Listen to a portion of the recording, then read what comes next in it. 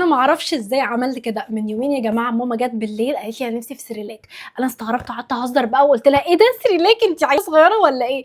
المهم انا بجد النهارده اتجننت وانا راجعه من بره.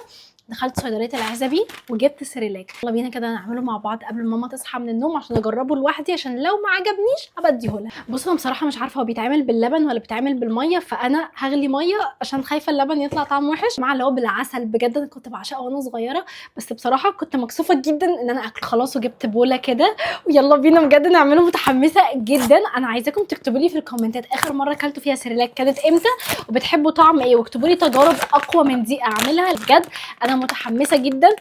ريحته تحفه قوي بجد. انا كنت بص هقطعه ازاي. ريحته تحفه. انا هحط كميه كده مش كبيره عشان بصراحه حاسه ان انا كده كويس. انا مش عارفه، انا حاسه ان خلاص نص الكيس. دلوقتي جبت الميه المغليه. بصي يا جماعه هنبتدي كده نضيفها. يا لهوي مش عارفه انا كده حطيت ميه كتير ولا ايه. زود تاني. بصوا يا جماعه بصوا يا لهوي متحمسه قوي. بيطلع دخان. حاسه ميه ولا هو بيتقل ولا هو بيخف؟ لا حاسه محتاجه ازود ميه بسيطه. هو يا جماعه بيتاكل بميه مغليه ولا ميه دافيه؟ عشان انا بجد مش عارفه. ده القوام اللي وصلت له وريحته تحفه. يلا بينا ندوقه. بسم الله.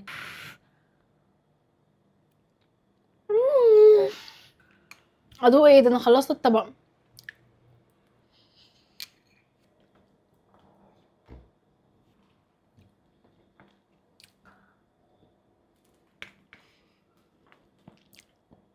انزلوا بقى اكتبوا لي تحديات صعبه جدا عشان اعملها معاكم الفيديوهات اللي جايه.